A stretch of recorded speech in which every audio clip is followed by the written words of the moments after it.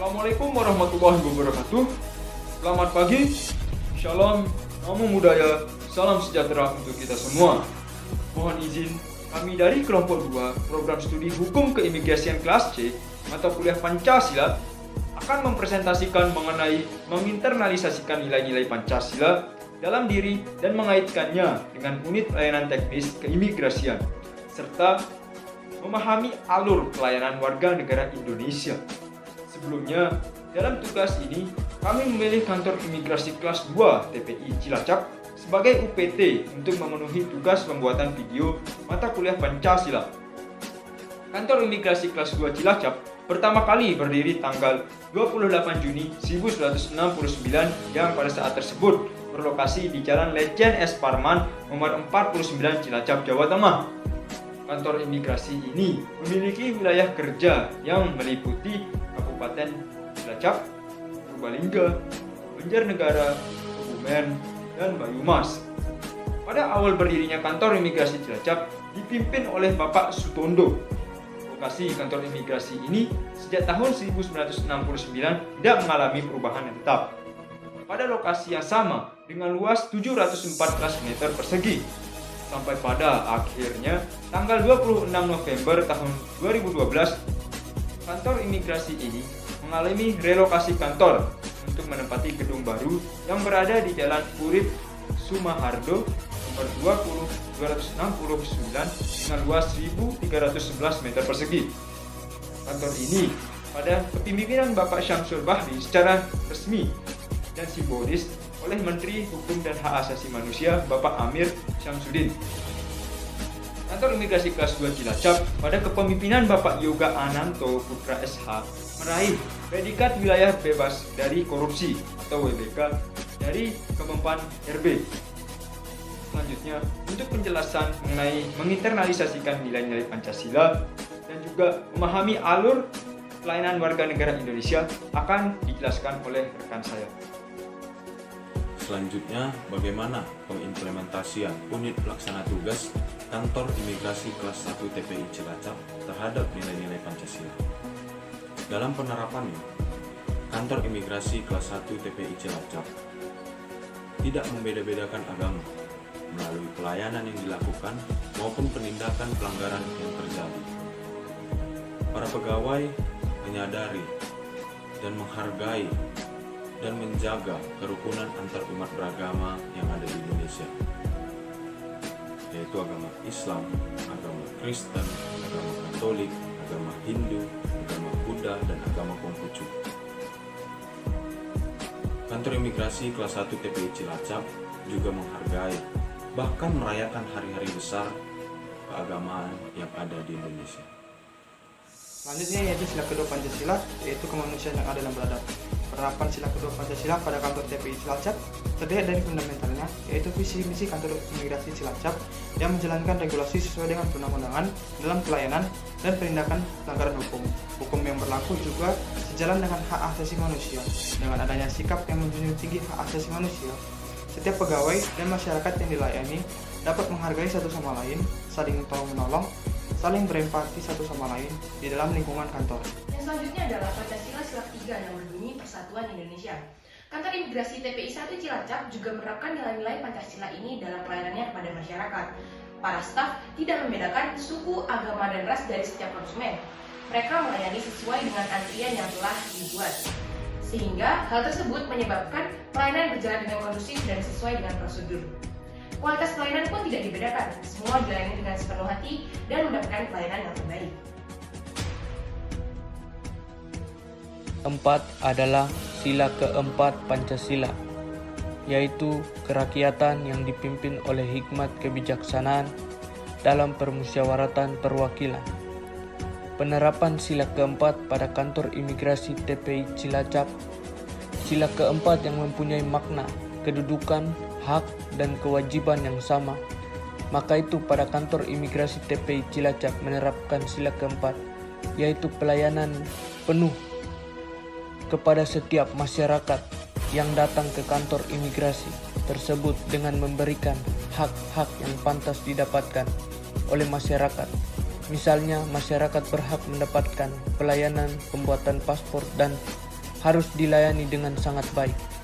Yang kedua, kepala kantor imigrasi juga harus melakukan musyawarah dengan anggotanya dan berdiskusi jika mendapatkan. Kepala kantor imigrasi juga harus melakukan musyawarah dengan anggotanya dan berdiskusi jika mendapatkan persoalan yang berkaitan dengan imigrasi untuk mengambil sebuah keputusan. Dan yang terakhir yaitu pada sila keempat juga mempunyai arti bahwa suatu pemerintahan dari rakyat, oleh rakyat, dan untuk rakyat, yang berarti kantor imigrasi TPI Cilacap dipercayakan oleh masyarakat untuk setiap pengurusan yang berkaitan dengan keimigrasian. Sekian dan terima kasih. Terakhir adalah sila kelima Pancasila, yaitu keadilan sosial bagi seluruh rakyat Indonesia. Dalam praktiknya, kantor keimigrasian kelas 1 TPI Cilacap mengimplementasikan sila kelima, antara lain dalam pelayanannya para petugas imigrasi tidak membeda-bedakan dalam pembuatan paspor, berlaku adil pada setiap masyarakat Indonesia, menerapkan sanksi terhadap pelanggar imigrasi, dan membuat undang-undang yang berkaitan dengan keimigrasian dengan memperhatikan hak-hak masyarakat. Pada kesempatan kali ini, kami akan menjelaskan bagaimana prosedur pembuatan paspor bagi warga negara Indonesia di kantor imigrasi setempat. Berikut adalah penjelasannya. Yang pertama, pendaftaran melalui aplikasi antrian paspor online atau yang biasa kita sebut dengan APAPO. Di dalam APAPO terdapat beberapa tahapan agar kita dapat mendapatkan kode booking yang tersedia. Untuk tahapan pertama, melakukan registrasi akun APAPO melalui menu login dengan menggunakan akun Google atau Facebook. Yang kedua, lanjut ke tahap pendaftaran akun. Di sini, warga negara Indonesia dapat mengisi form yang sudah ada dengan data pribadi. Tahapan ketiga, pilih menu antrian paspor untuk pembuatan paspor baru atau perpanjangan paspor. Tahapan keempat, pilih kantor imigrasi terdekat yang akan didatangi pada saat mengurus paspor baru. Yang kelima, tentukan jumlah pemohon, tanggal, dan waktu kedatangan. Jangan lupa, satu akun hanya dapat mendaftarkan 1-5 permohonan dalam satu kali proses. Saat memilih tanggal disesuaikan dengan kuota yang tersedia. Untuk warna hijau, tandanya kuota masih tersedia. Untuk warna kuning, tandanya kuota belum tersedia atau belum dibuka. Dan untuk warna merah, tandanya kuota sudah penuh. Kemudian yang keenam, pilih jenis permohonan paspor baru pada tampilan menu, kemudian klik simpan. Dan yang ketujuh, pilih lanjut apabila sudah terisi semua form yang ada, dan jangan lupa untuk simpan kode booking secara PDF agar dapat ditunjukkan pada saat datang ke kantor imigrasi. Yang kedua, datang ke kantor imigrasi dengan membawa berkas yang diperlukan seperti KTP, KK, atau akte. Bisa diganti dengan ijazah atau buku nikah. Yang ketiga, menyerahkan bukti barcode antrian online kepada satpam dan akan diberikan formulir untuk diisi secara lengkap. Yang keempat, mengisi formulir tersebut dengan teliti dan hati-hati. Yang kelima, penginputan data dan pencocokan berkas. Setelah diterima, kemudian melakukan wawancara, biometrik sidik jari, dan pengambilan foto menggunakan baju kemeja atau paling tidak polo. Telinga harus terlihat jelas. Jika menggunakan hijab paling tidak alis juga harus terlihat jelas. Yang keenam, kemudian setelah menyelesaikan wawancara, biometrik sidik jari, dan pengambilan foto, WNI dapat menyelesaikan pembayaran paling lambat 7 hari kerja melalui Pos Indonesia dan bank atau mobile banking. Yang ketujuh, yang terakhir, pengambilan paspor dapat dilakukan setelah 3-4 hari kerja setelah pembayaran. Jangan lupa untuk membawa bukti pembayarannya. Semoga dari penjelasan ini bisa memberikan informasi baru bagi WNI yang ingin melakukan pembuatan paspor, dan apabila sudah mendapatkan paspor, agar dijaga dengan baik dan jangan sampai rusak ataupun hilang, karena akan diberikan sanksi apabila mengalami hal tersebut.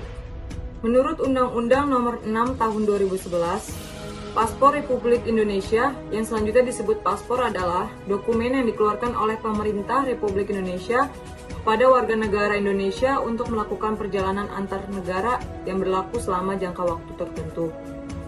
Pasal 24 ayat 1, dokumen perjalanan Republik Indonesia terdiri atas A. Paspor dan B. Surat perjalanan laksana paspor. Lalu yang kedua, paspor terdiri atas A. Paspor diplomatik, B. Paspor dinas, dan C. Paspor biasa. Lalu yang ketiga, surat perjalanan laksana paspor terdiri atas A. Surat perjalanan laksana paspor untuk warga negara Indonesia, dan B. Surat perjalanan laksana paspor untuk orang asing. Dan C. Surat perjalanan lintas batas atau pas lintas batas. Yang keempat, dokumen perjalanan Republik Indonesia. Bagaimana dimaksud pada ayat 1, merupakan dokumen negara. Pasal 25 ayat 1, paspor diplomatik ditertibkan bagi warga negara Indonesia yang akan melakukan perjalanan keluar wilayah Indonesia dalam rangka penempatan atau perjalanan tugas yang bersifat diplomatik. Yang kedua, paspor dinas ditertibkan bagi warga negara Indonesia yang akan melakukan perjalanan keluar wilayah Indonesia dalam rangka penempatan atau perjalanan dinas yang tidak bersifat diplomatik. Pasal 26 ayat 1, paspor biasa diterbitkan untuk warga negara Indonesia. Ayat 2, paspor biasa sebagaimana yang dimaksud pada ayat 1 diterbitkan oleh menteri atau pejabat imigrasi yang ditunjuk. Pasal 27 ayat 1, surat perjalanan laksana paspor untuk warga negara Indonesia dikeluarkan bagi warga negara Indonesia dalam keadaan tertentu jika paspor biasa tidak dapat diberikan. Ayat 2, surat perjalanan laksana paspor untuk orang asing dikeluarkan bagi orang asing yang tidak mempunyai dokumen perjalanan yang sah dan negaranya tidak mempunyai perwakilan di Indonesia. Ayat 3, surat perjalanan laksana paspor sebagaimana yang dimaksud pada ayat 2 diberikan dalam hal A. Atas kehendak sendiri keluar wilayah Indonesia sepanjang tidak terkena pencegahan. B. Dikenai deportasi. Atau C.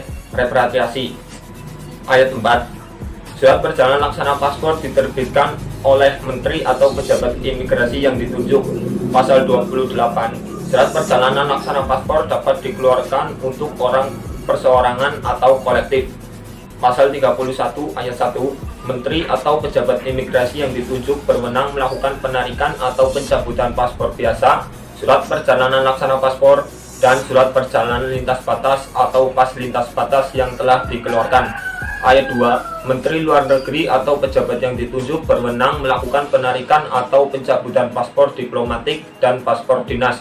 Ayat 3, penarikan paspor biasa dilakukan dalam hal A. Pemegangnya melakukan tindak pidana atau melanggar peraturan perundang-undangan di Indonesia, atau B. Pemegangnya termasuk dalam daftar pencegahan.